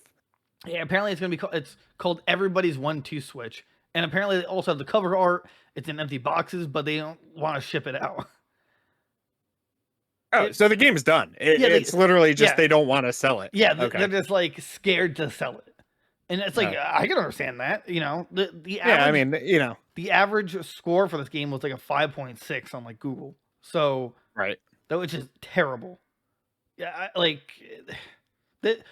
again, this should have the first one should have just been like an optional download. Like, hey, you want to try out the HD Rumble? Like, hey, play this game, and it like they did with Wii Sports, except worse, I guess. Right. It's just, I don't know. Like, this is just, I guess, funny. Nintendo usually doesn't make these kind of mistakes, but actually, let me ask you this: do you think it's gonna ever release? If it's true, sure it will. It'll come out eventually as like a just throw it out there, Right. I think they'll. I don't know. I don't see why not, right? It's done. It's like made, it's packaged, it's ready to go. Like, why not just release it? And I think whatever it sells, it sells. Unless it's like a buggy mess and whatever, but if they're that afraid, I think that it should be sold at like $20. Right, or like just super discounted. Super like $20-$30 people will buy it just as like a party game, Right. That's like the only logical way, but I would not take the loss on it and then release like a Zelda game and you'll be fine. But you already have. Oh, sorry. No Zelda. No. We don't talk about Link here. We don't talk about Bruno. We don't talk about Zelda. Right. We don't talk about Zelda. We'll release Kirby or Donkey Kong or something. I'd like to see that, but Zelda has been put on that tier, right? Like it's always been like Pokemon, Mario, Zelda, right? And then it's like the B team is like Kirby, Donkey Kong, and like Wario. You know, Yeah, no, that's where Zelda's at right now, is the B team. I guess, unfortunately, for some reason, like it used to be like, and eventually it'll be at the C team with like Metroid and Wario, and you know, I'll get a new game, guys, and they're like, sure you will, buddy, sure you will. One day. All right, so I like tech news, so we got actually a fair amount of tech news, but this one, Turtle Beach Stealth 700 Gen 2 Max review. I actually have the Stealth 600. It's pretty good. Like I got it for my Xbox, but I always heard they were good headsets. But there wasn't. I remember there was never much of a difference though between the 700s and the 600s, other than the battery life. Was that true? I didn't. I only got the one, so I didn't know the difference, to be honest. Oh, okay. But with this though, it's like, but before it was tailored to the system. So like there's one for Xbox and one for PlayStation. This one's finally universal. Like it works with everything: Switch, Xbox, and PlayStation, and it can connect to like I think it's 2 at once, right? It uses 2.4 gigahertz wireless connection. Oh, nice. Yeah, so like, you can like hear your PC and your Xbox. And now, granted, I love that. I mean, the one I have, it didn't need a dongle because it's proprietary Xbox, but this one needs the dongle. But that's totally worth it if you have like 2. If you have a PC and an Xbox, or a PC and a PlayStation, like it's okay to have a dongle. But actually, and the reason it can go 2 for 1 is because it has Bluetooth too, so you can connect one with Bluetooth finally, and the other with the Wi-Fi. Yeah, that's awesome. I always wanted to get, I think it's SteelSeries makes the 9Xs for the Xbox, but that also has that feature where you can hook it up to like a computer or your phone or whatever to use like Discord and stuff. So, I mean, like, I'm sure the mic quality in this isn't going to be great, but for me, that's I would like to have this because because sometimes we have to use party chat on Xbox, or I guess specifically Fortnite. So like it'd be cool to have it. I'm not sure. I might get it at some point. But other than that, like apparently it's really good. It's was it $200? I think. Yeah, $200. But I mean, it's like it's not bad though. It's like getting like 9s out of 10s, 10 out of 10s, and the fact that you can use it on everything, that makes it worth the tag. But the right, that too. Right. Yeah. So and also it has Dolby Atmos. Oh, nice. Yeah. So I mean. Have you used Dolby Atmos? I had it for like I haven't. I had it like for like 2 weeks. I couldn't really tell the difference. I was using a free trial. I think it mostly depends on your headset though, right? Well, like if your headset supports it. Well, mine did. I just didn't like. I don't know. I couldn't hear really any difference. Yeah, and it's like they want to charge you like I think it's like $10 a month for it. I'm just like, yeah, not worth. I mean, something's innately just like. Apple Music innately has Dolby Atmos. I'm not sure about Spotify, but I mean, to me, I love listening to my music. But I don't know. I'm glad this is coming out. I would get it at some point if I needed to. So again, but not for the microphone though. I'm sure the microphone's like headset microphones are always crap. They're always like compared to actual microphones, it's always. Either way, I want it, but I'd wait until it's discounted for me. If you have a Steam Deck though, I would get this in a heartbeat. Oh yeah, or if you're primarily a Switch player too, I would say this would be great because like handheld, Bluetooth, or even for you actually, you have everything. I don't have a PS5, but I guess any situation, just get it. Just get it, just get it. Okay. Here's some news. Battlefield 2042 Seasons 1, it launched. Now, I'm saying that in a positive note. However, there's reports that this is just the bare bones skeleton crew working on it now. And they're basically only doing this to not have to give refunds. Not have to pay anyone I back. still want a refund, dude. At this point, give me a refund. Just to clarify, I played a little bit before you hopped on. I mean, the difference is almost night and day in terms of graphics. Like, it looks a lot cleaner. Does it? Yeah, I'll have to play around of it just to see. You gotta make your money's worth. Get that battle pass. Oh yeah, that's true. The new operator is I like the new operator. She's about vehicle destruction, but she has a remote control rocket launcher. So nice. Yeah, so I mean that's pretty cool. I didn't try out the new map, but it's depressing. Like, don't get me wrong, I'm like, it's cool that it's a new season and they added some stuff, like a stealth helicopter and stuff like that. But if it's true that it's just a skeleton crew, which totally makes sense because not only did like not do well at all, but they also removed hardline support because I assume they don't have the manpower to. Right, and they announced they're working on the next one. Yeah, so like it's just like this is only probably going to get 1 year of content, if that. It might. I mean, right. It might get a season 2. A year 2, only because there's no way the next Battlefield game's coming out within the next year. So they might let's just give it another year. But it's like, I'd rather. Honestly, as much as I do love this game, but just cut the losses, give us refunds, focus heavily on the next Battlefield. Right. It's the sad reality. I didn't check. The Battle Pass seems kind of interesting. Like the rewards and stuff. Yeah, the rewards and stuff. Other than that, I really want to play it with you because we had a lot of fun. Right. But there's still that petition that for refunds over 230,000 players. I don't think it's too late for a refund, even though season 1 just started. Honestly, if they told me like they'll refund me and minus $10 and I still had the battle pass and they just made the game free to play, like I'd be okay with that. That's what. Yeah, they should. The problem is they would just screw everyone who bought the game if they made it free to play. They'd have to issue the refund too. Right. That's a deal breaker, right? Because I would, if they made it free to play, but then made it a live service, like I've been saying, just make Battlefield a live service. It could change for the better. Oh, you know how many people would go back and just play this game because it's free? Why not? I'll play a shooter. Right. Especially now with how, if people actually start to get enraged with Activision about this year's Call of Duty and Warzone 2 and stuff like that, like this could have been the time for Battlefield to really step in, but man, it's a sad it's state like of affairs. It's like Activision is jumping in the pool and doesn't know how to swim, right? And they're drowning, but like Battlefield's already there, like trying to stay afloat. Like, wait, please, where's the ladder? Please, come on. God, it is. I was so hyped for this game. And it's like, and nothing. It's been so long for season 1 to start. Like, it's embarrassing.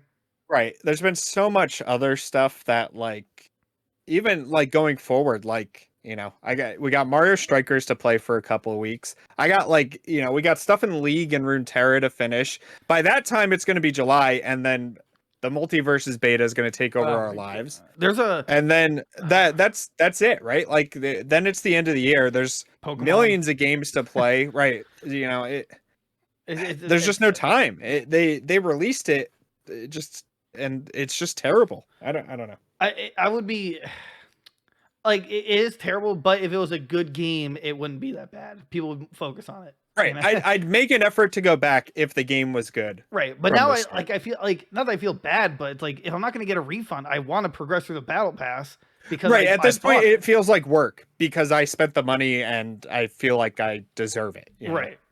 I mean, what they should have done, right, is for people that had the Golden Ultimate Edition, give us, I'd say even, if you're not going to, I'd say, 50 Battle Pass skips, the tier skips. Right.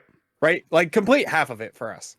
Because, at this point, we deserve it, right? We deserve something at this point.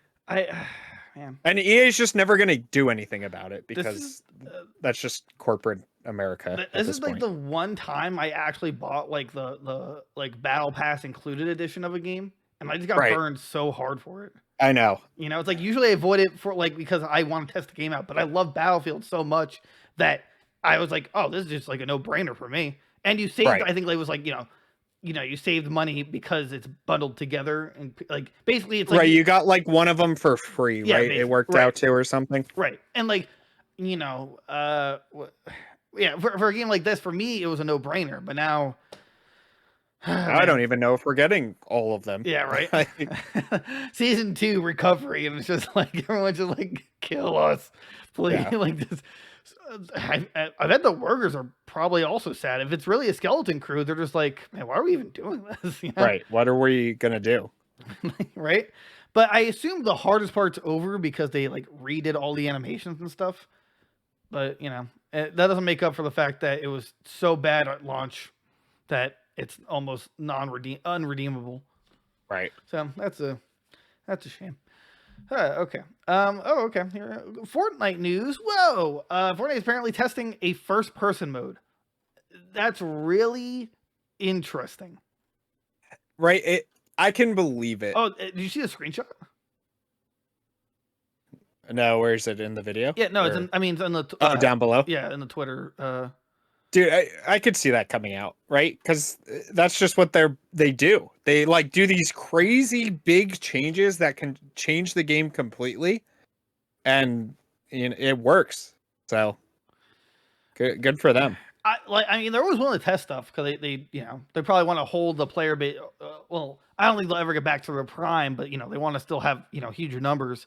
Right, which they do. They always pull people back in. I don't know who Hypex is, but they're saying it would be really interesting to have this for it'd work really well for the zero build mode. It couldn't work for building, which I mean that makes sense.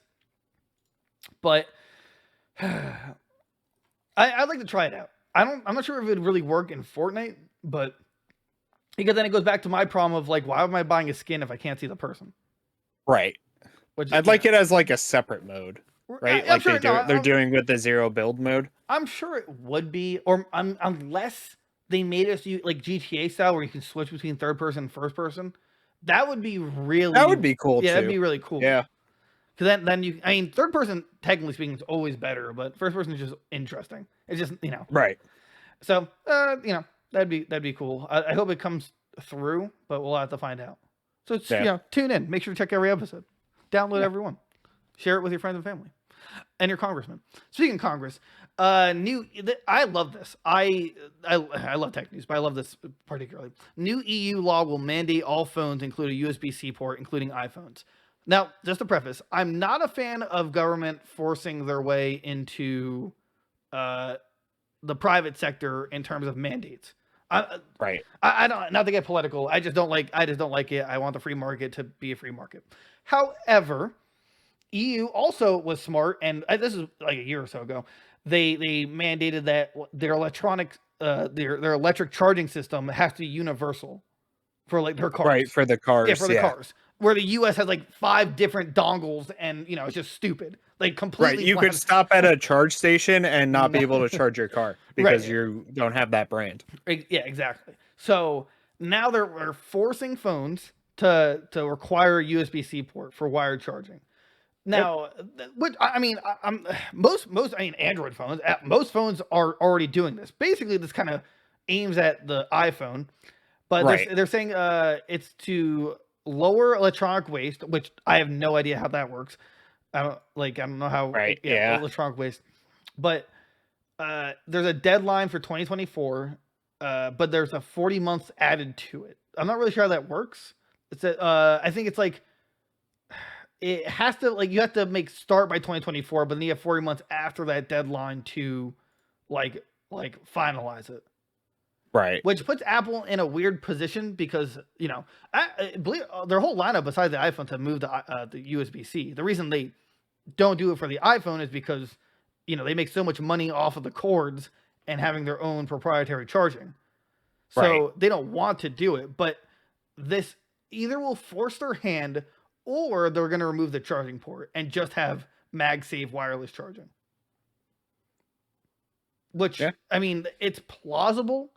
People have been speculating about it. There's always leaks or rumors that the next iPhone's going to have a USB-C port, which, I don't think it is because iPhones now come with a Lightning cord to USB-C port, to USB-C.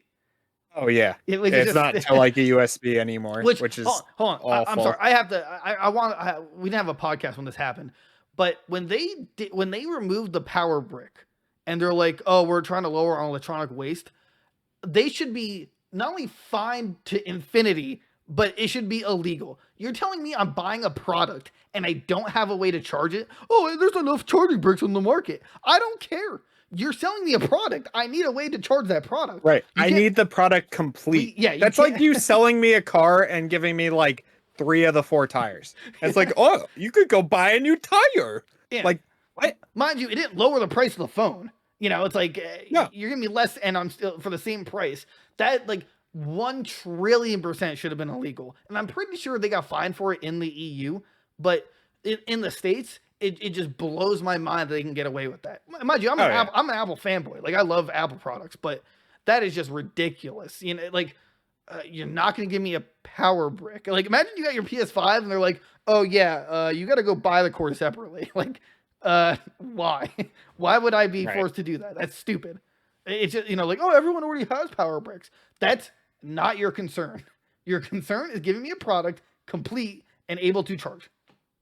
So that just always pissed me off. I thought it was like, that's incredibly disgusting and dishonest that we're trying to clean up the environment by having, what is it? A less carbon footprint. Like, yeah, that's it. No one believes it. Like, it was just stupid. But either way, like, good for the EU. Good for, I hope this pans out well. I hope that States follows through.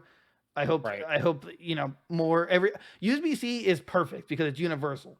I don't know why it wasn't like that from the start with USB-Cs. Like, why didn't we just make it so, you know, it like was, you know, universal? All these like electronics should just be universal. Like, that's how make it interconnecting. We have, I mean, I get why they choose like micro USB because it's like super cheap, but it's also crap, you know. But as technology is advancing, you know, the price for USB-C is lowering. You know, it's not like it's going to get faster, but you're not. I don't think they should be changing the port ever again. I think it's just going to be USB-C, and it's going to be like USB-C 2, 3, X, and just be faster or, you know, more efficient, but never actually change the port. I think we finally perfected it. So get on board, iPhone and everyone else. I don't know who's not using USB-C, but you should be. Everything should be USB-C. Yeah, like my shirt, USB-C. The Switch is USB-C, which is surprising. You know, like that was years. That was 5 years ago. Who's always behind on the times. Right. They knocked that out of the park. Yeah, I mean the other ports are USB, you know, 2.0s, but at least the most important one's USB-C. So, you know, at least they got that right. I'm just saying. Whew. Oh, Sonic news. Oh, okay. We got a lot of Sonic news. Or it may not a lot. Okay, so this is great. So we've been through like an emotional roller coaster with Sonic Frontiers, right? Like this, like we're at the high. And then we're like, did you watch the new trailer for Sonic? I think I saved it, but I never sent it to you. For Frontiers? Where they like explore the world a little more. They showed off like the zone. I think they called it the zone gameplay trailer from IGN. The boring one with like the 8 minutes where he's just like running around and climbing stuff. He like grinds on the rails or whatever. Yeah. And so I was like watching that, and my problem now with the game, right? New problem of the day is like, what are you doing in this game, right? Like there's no objective. I feel like he grinded all those rails, right? And they led nowhere.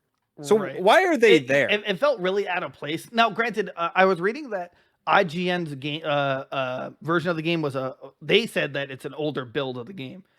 And I thought that was funny because if you watch the video, there's so many pop-ins. Like he has to be really close, and then you see like an object pop onto the screen. That's like that's really bad for an open world game. Like you should not be that close for an object to pop in. That happens on the Switch all the time, which is like, you know, one of the reasons why it's so outdated. But for this kind of game, that shouldn't be happening. And like the fan base is now they're like, there's a huge outcry for, they're like, delay it again. Like, that's really bad. And and I was talking to you about it because I want to make this point that I don't know why they keep taking risks every Sonic game, but when you had a good Sonic game, for example, in our case, Sonic Adventures 1 and 2, or Sonic Adventures 1, they made a sequel. And then that game was better than the first. But then they didn't, like, the best Sonic game to ever come out. Right. So like I don't know why they don't go back to like that formula. That was like Yeah, it was great. Like, I don't think anyone had any bad things to say about Adventure 2. Sonic Heroes was like weird, but it wasn't bad. It wasn't good as an Right. adventure. But you know, it's like they keep throwing these risks out there for no reason. Like they have a great formula. Go back to it. Right. It all started like on the Wii, right? After the GameCube era, like Sonic, he was a knight. Like he had a sword in the one game. He turned into a werewolf in another game, Right. which even the werewolf one, he like became a cult classic. Like Right. people like love that game, but like I heard it Lost just World got wasn't worse bad. and worse. Like Lost World wasn't bad. Sonic Colors was really good, and they even like remastered it. Right. And it like did really good, you know. Even like Sonic Generations, where they like flip-flopped between 2D and 3D, like that one wasn't bad. But like then they just do these like dog water like Sonic Frontiers, gosh. Sonic Forces and like that what was the other one they like, made? Like that's the sad part. That one particularly, I think they could have actually did really well with it. But Sonic Forces could have been a great game. I don't know what they could have done better. You know, like right? you feel like they're missing a key component, but it's just like there's something fundamentally bad about it. Like it's just not, right. You know, it's that's like every Sonic game is just like you know, every recent Sonic game is like it could have been good, but something's missing. I can't tell you what. I honestly think at this point it's just like Nintendo, right? Like they're missing from it. Give it to them. They have like the secret, right? Like Mario sauce. takes these challenges, right? Like, oh, I'm gonna throw my hat and take over enemies. No who one thought expected Mario, that. right? Who expected Mario to come to this, right? Right. Like, but it works, and it was like game of the year, 10 out of 10s everywhere. Mario right? with a water gun, like you know, it's like what are you doing? I'm cleaning paint off the sidewalk. Why am I having fun with this? Like, why does this work? Like, exactly. Like who thought of that, and why does Mario's in space? Mario went to space. He's climbing on planets with zero gravity, and it worked. Like what? And we literally got the new Daisy from that. I know I'm pissing everybody off on Mario Striker's release day, but yeah, literally like the new princess, and she's such an icon now. Like, what do you mean, Rosaline? Yeah. Oh, you said Daisy. Yeah, the new Daisy. Oh, no, that was Pauline in Odyssey. Oh, okay, I see what you're saying. Oh, yeah. Okay, well, like when he went to space. Yeah, okay, I see what you're saying. I was confused. Like they, I don't know. I truly believe Sega just needs to sell themselves to Nintendo. Be like, all right, you win, right? They're holding that grudge from the '80s of like, no, we're gonna beat Mario this year. No, you're not. And so my problem with these trailers is like it just completely forgot what Sonic's about, which is like speed, high energy, and like cocky comic relief. And the trailer was just so somber. It was just like the most boring soundtrack. It's just like first trailer I saw for this game, I was excited. Yeah, because I was like, oh, big open world game. Sonic better go fast. Right. He needs the space to go fast. He can't be constricted to this like road, like a literal road in a city, you know? Mm-hmm. So I don't know. They just like they added rails to random parts. Like it's just like it doesn't make sense. And right. The rails are just like thrown in there for like no reason. And the stories apparently like Sonic, Amy, and Tails. I don't think it's Knuckles, but those they go through some kind of portal and they're like separated, of course. Maybe that means that they're going to be playable characters, kind of like a Donkey Kong 64, like adventures, like what they did in Sonic Adventure, where you yeah. play as like Tails in the Robo suit and Knuckles. I was going to say Donkey Kong 64 because like you release your allies and then you get to play as them. But it's just like I had high hopes. I enjoyed the trailer the first time I watched it, but then like it just immediately went downhill. Like I mean, the enemies were weird. The combat was kind of got a little better, but just like the world is so boring. It's so boring. It makes like again they took this weird risk they didn't have to when they easily could have just made it like if the rails would make sense if it was like a casino zone or something mechanical. But like they're like, oh, we need to have rails. But we're in like a weird grassland. Like why would there we're be in like rails? a forest. Yeah. Like, where are there rails here? No. Just put them in. Put them in. Put them in. But sir, put them in. Yeah. So yeah, a huge outcry. about so, about Sonic Frontiers like being delayed. Like they want it to happen. They're like, if we can bully them to change ugly Sonic in the movie, we can bully them to get another year of development. Which I like. We had this conversation before. It's like I'm not even sure development's going to help this. I think it's just a fundamental gameplay issue. Right. It's like, right, they had a great idea, right? Give Sonic a giant open world to go fast in, and they had no idea what to do with it.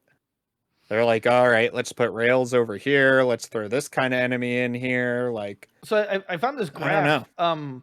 Apparently between 2019 and now, ever since the Sonic movie originally released, the sharp increase in business offers after the Sonic release has skyrocketed. Like this is like the most in demand Sonic has ever been because of like the movies. Right. And this is like Sega's like, oh, finally we're making money again with Sonic. But dude, this could be like, this could kill the video. This could kill. Okay, actually, I'm not sure if this will kill Sonic as a franchise, like the game anyway. But this is not looking good. They even with a delay, I don't know. I don't know what they can fix, right? Without like literally scrapping the project and starting all over again. Right. So, good luck. I don't know what else to say about it, man. You reap what you sow. We want an open world Sonic game, and then they gave us like the weirdest, boring one they possibly could that we thought was a tech demo. So, wait, there's gonna be did you know there's gonna be a third film? Well, I know we knew there's a third film for Sonic, but apparently there's gonna be a Knuckles spinoff.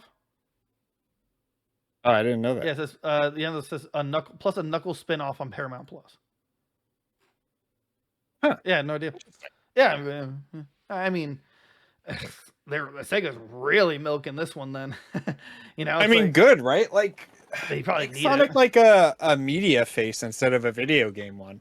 Right. Right. Just do movies and TV shows. He was iconic, but they keep like I love Sonic Boom. That show was hilarious. Not the game.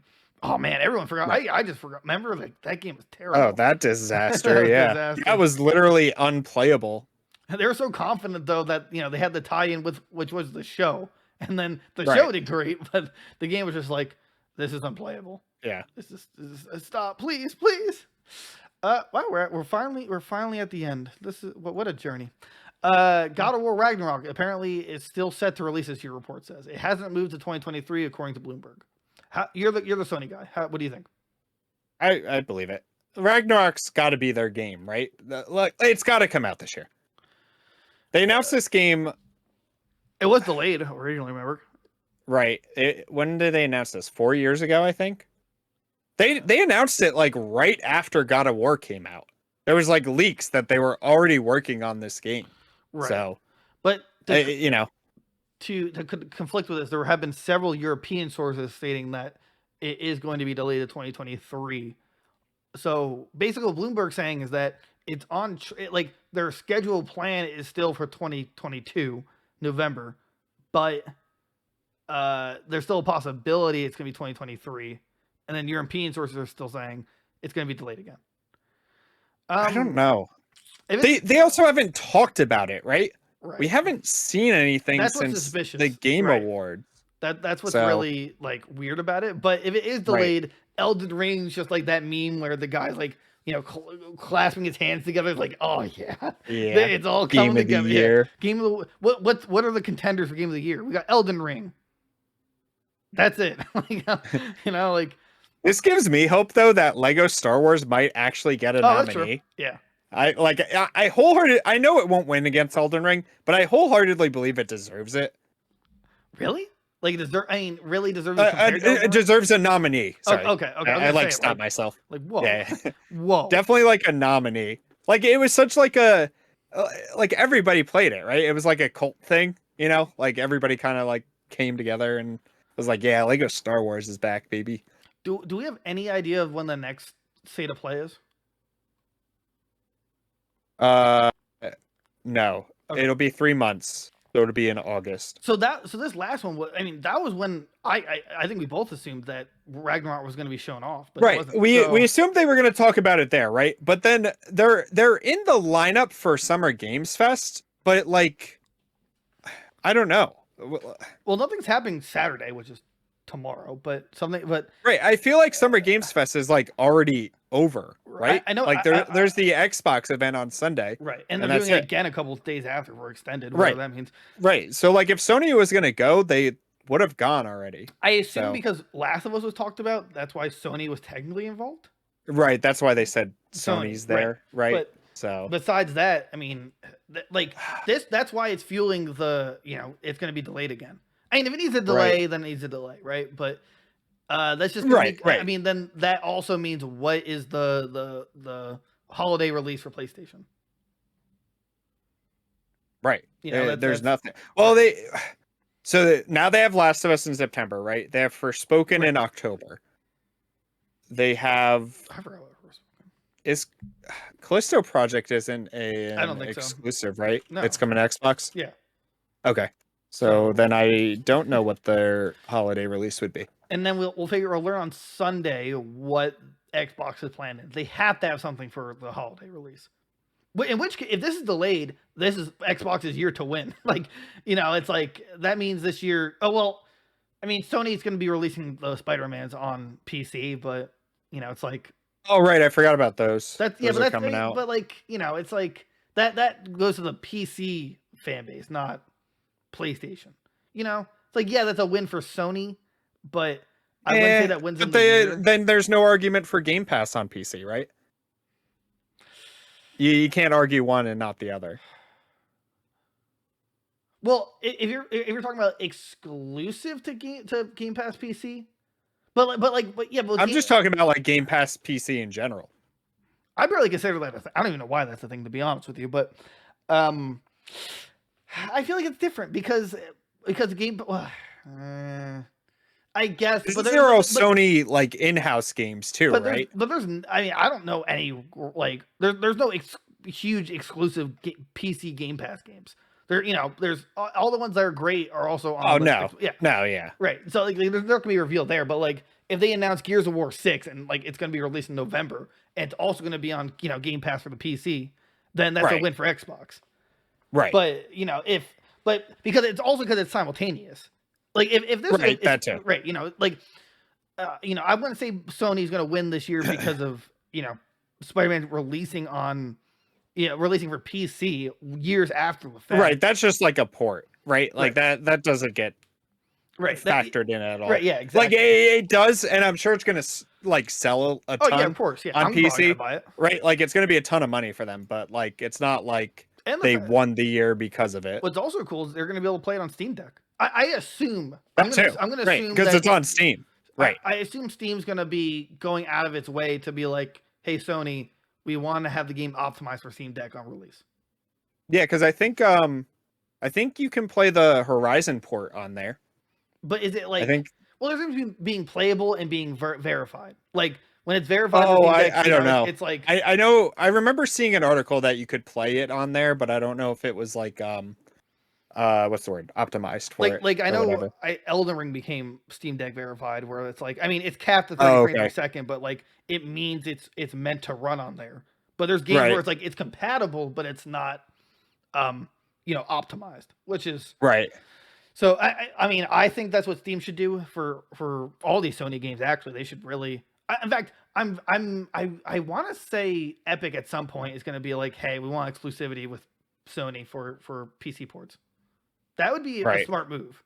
That because I mean I know these are coming to Steam, but I'm just saying that'd be either way.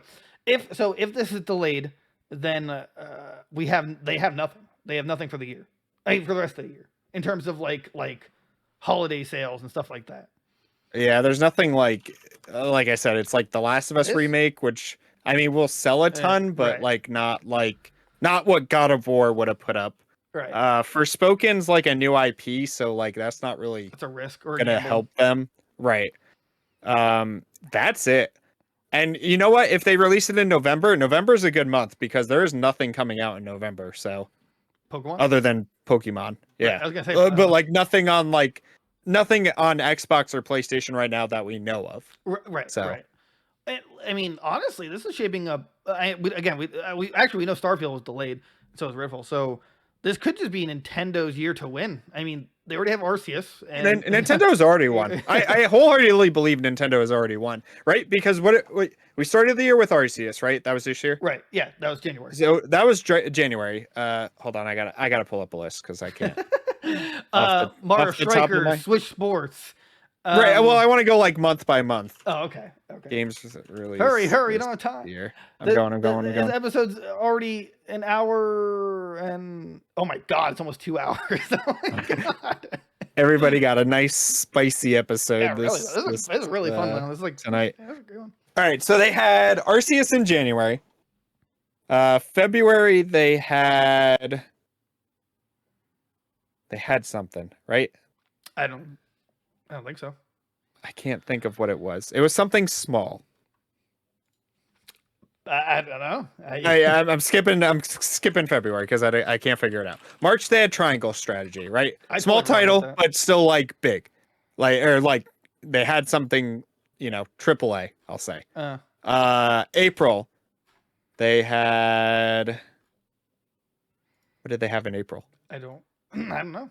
I don't recall the game by the Switch name. Sports. They had Switch Sports. Okay. May, they had something.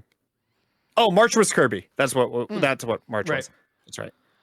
I am skipping May because I can't find anything. June is Mario Strikers. July is Xenoblade Chronicles 3. August is supposedly whatchamacallit, Mario vs. Rabbids 2. Oh yeah. September is Splatoon 3. October is gonna be something. I'm gonna assume Bayonetta 3. Right. October's Bayonetta 3. November is Pokemon. So there you go. They won the year. December is nothing, but nobody cares about December because it's too late for a holiday. Yeah. Because Pokemon's already. And then sometime next year in the spring, I assume, is Breath of the Wild. Breath of the Wild 2. Right. Which next year is like, right, we're already in nuts factor because it's literally if God of War does get delayed, right? We'll say it's getting delayed. God of War, Spider-Man 3 for the PlayStation. Breath of the Wild 2. What else is next year? There's other stuff. Maybe Metroid Prime 4. Maybe Metroid Prime 4. Maybe Sega will get their act together and make Sonic Adventures 3 next year. Like next year is already nuts, which is great. So yeah, but I don't think Sonic Adventure 3 is going to be exclusive to. This is all I want. I assume it's going to be a reboot. I want Frontiers to flop, and they realize let's just make Adventure 3, and that's pretty much it. So I mean, also, July is also the Monster Hunter DLC. Oh yeah, for Nintendo. That's right. Sunbreak comes out. Go for it, yeah. Oh, Dead Space remake is next year. Resident Evil 4 remake is next year. Yeah, next year is like stacked already. This is crazy. Wait, Dead Space is coming to Switch, really? No, just like next year in general. Oh, okay. Like game wise. Yeah. I mean, it really should be able to, but we won't talk about that. Yeah. Yeah. So I'm sure we missed some for this year, but it be like that. Right. Let us know in the comments down here. Yeah, let us know wherever they are. Or tweet us at Twitter or during our Discord and tell us that we're idiots and we forgot the most important one, which is Fire Emblem 3 Warriors. Yes, thank you. Thank you. I see I'm reading your guys' minds. It's like you're already here with us. And also tweet us at Goons Games and Gear, not tweet us at Twitter. Twitter's they're just like, why tweet us at Twitter. Why Twitter? Tweet the Twitter gods and just be like, yeah, why aren't you promoting Goons Games and Gear? Hello? Did I not put the outro again? Yeah, I forgot to do that. Probably. So that's the show, guys. This is a super long one. I'm not sure if I'm going to cut it in half. Nah, it's just a good episode. It's a special extended cut. Yeah, right. Yeah, please tell everyone you know. Please support us. Go on the website. We're finally www.goonsgamesandgear. That was a year in the making, believe it or not. The YouTube, the TikTok, the YouTube Shorts, the YouTube, the Facebook. Please, especially Facebook. Like that's honestly probably where we're focusing a lot of our time into. Instagram, TikTok, again, Twitter, Discord. Yeah. Goons Games and Gear is basically our handle everywhere. You can see Twitter, our handles up here, even Gphone 71195. The TikTok is Goons Games and Gear. Please talk to us anywhere in there. Oh, and Discord. Don't forget about Discord. Yeah. Literally email us. I'll give you any information you want to talk to us. We want. Yeah. You want to know my favorite color? It's top secret. You'll find out one day. but I'll never tell. Yeah. All right, have a good one, guys. Bye-bye.